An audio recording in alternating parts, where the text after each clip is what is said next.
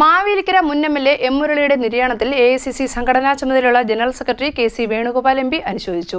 കോൺഗ്രസ് പാർട്ടിയിലെ സൗമ്യമുഖങ്ങളിൽ ഒരാളായിരുന്നു M. മുരളിയെന്ന് MP പറഞ്ഞു.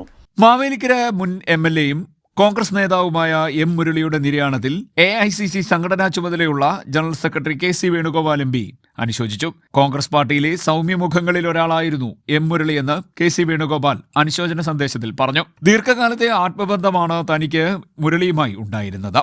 KSU സംസ്ഥാന അധ്യക്ഷനായി പ്രവർത്തിച്ച കാലത്ത് എം. മുരളി നേതൃത്വം നൽകിയ പ്രക്ഷോഭങ്ങൾ കേരള വിദ്യാർത്ഥി സംഘടനാ ചരിത്രത്തിലെ സുപ്രധാന അധ്യായങ്ങളാണെന്നും KC വേണുഗോപാൽ MP പറഞ്ഞു.